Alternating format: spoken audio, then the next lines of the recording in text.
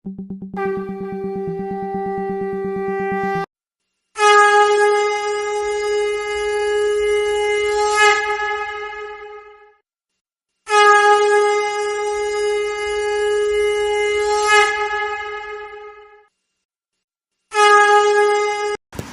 मैं एक छोटी सी घटना बोलूंगा। एक स्टूडेंट था, वो वन विभाग में कोई एक ट्रेनिंग करके वन विभाग में उसका सिलेक्शन हो गया और इसको एक अच्छी नौकरी मिल गई। नौकरी ज्वाइन करने के बाद वहां उसने देखा कि तरह तरह के फूल पौधे पेड़ नाना प्रकार के पक्षियां सब देखने को मिला। एक विशेष तौर पर जब उसने देखा कि वहां जो मधुमक्खी का शहद है वो बिल्कुल ओरिजिनल मधुमक्खी द्वारा तैयार किया हुआ शहद का वहां पे उत्पादन वो लोग करते थे।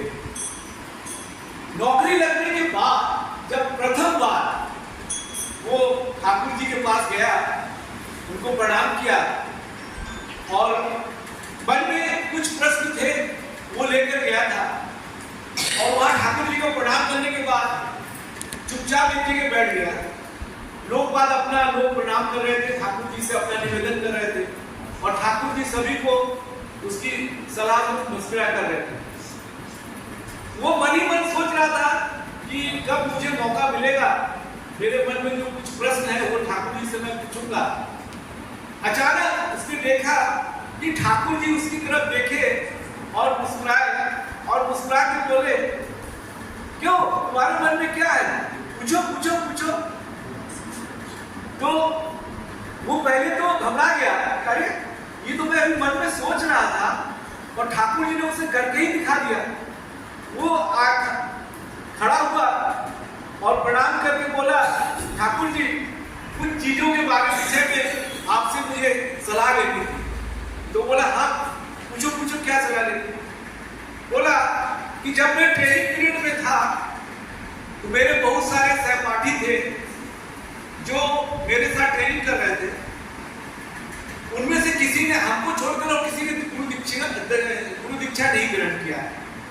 तो मैंने कोशिश किया है कुछ लोगों को, वहां पे 6-7 लोगों को, वो लोग राजी हो गए।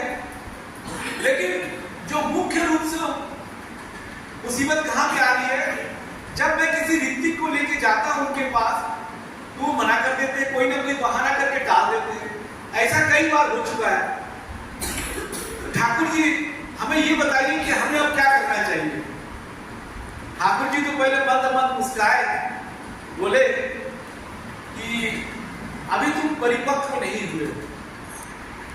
अगर तुम परिपक्व हो जाते तो ये बात नहीं बोलते, क्योंकि देखा गया है आज का जागरण किया हुआ व्यक्ति कभी कभी 10 दिन बाद भी ले लेता है, महीनों बाद भी ले लेता है, सालों बाद भी ले लेता है।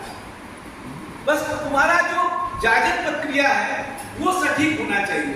ठीक है, तुम्हारी चेष्टा बहुत अच्छी चीज है, अभी तुम कुछ दिन यहाँ रहो और भी सीख लो। ये मन में सोचने लगा कि कहा मैंने गुरु जी से कुछ सलाह मांगी थी, उन्होंने तो कहा सारी गलतियां तो मेरी ही निकाल दी उन्होंने, हमको और सीखना पड़ेगा, जानना पड़ेगा। चलो ठीक है, ठाकुर जी जो भी करते हैं भले के लिए करते हैं। ऐसे ही रोज बैठते बैठते एक दिन उसी बैठक में कुछ औषधि की बातें चली। तो उसमें एक औषधि है, मैं नाम बार बार भूल जाता हूँ, शंखपुष्पी फूल।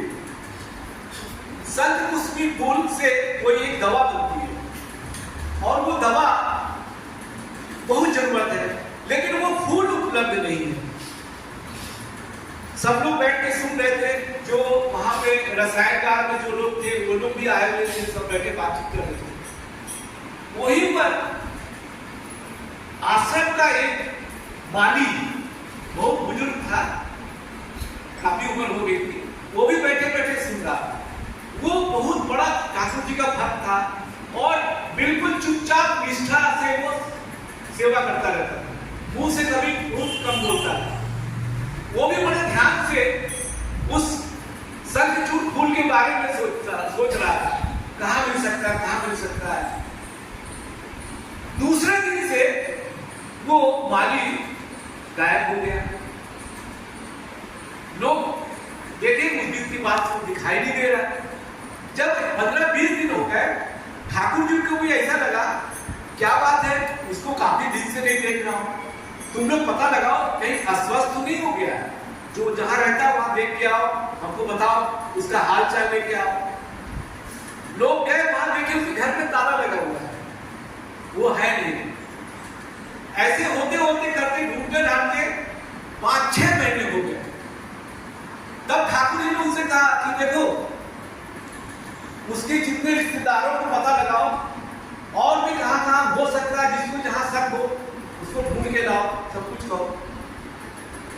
जो रसायन लैब में काम करते थे वे लोग ने करीब 6-7 महीने बाद एक ठाकुर से कहा कि ठाकुर जी, जिस जंगल में हम लोग जड़ी बूटी लेने जाते थे, कभी वहां कोई आदमी नहीं मिलता, एक आध जानवर मिल जाते थे, लेकिन हम लोग पिछले कई दिनों से देख रहे हैं वहां पे एक साधु टाइप का व्यक्ति विचरण करता रहता है और कुछ ढूंढता रहता है। तो ठाकुर जी बोले, अच्छा, उस देखने में कैसा? बोला, लंबी दाढ़ी है, बड़े बड़े बाल है, पागल ऐसा बदहवास सा लगता है। तो ठाकुर जी बोले, एक दिन उसको आश्रम में ले आया, हो सकता हो यहाँ पे आकर उसको कुछ मदद मिल जाए। जब ये लोग उसके पास गए, उसको निवेदन की कि भैया तुम चलो, ठाकुर जी बुलाए हैं। बोला, ना, मैं अभी कहीं नहीं जाऊंगा, मैं एक काम के लिए यहाँ आया हूं, जब तक वो काम पूर्ण नहीं होगा मैं नहीं जाऊंगा। ठीक उसी के 1-2 हफ्ते बाद हुआ, व्यक्ति ठाकुर जी के आश्रम में स्वयं ही उपस्थित हो गया, एक हाथ में थैला लिया हुआ। ठाकुर जी को प्रणाम किया। प्रणाम करते ही ठाकुर जी बोले, अरे तुम इतने दिन कहां थे, तुम्हारी ये दुर्दशा कैसे हो गई?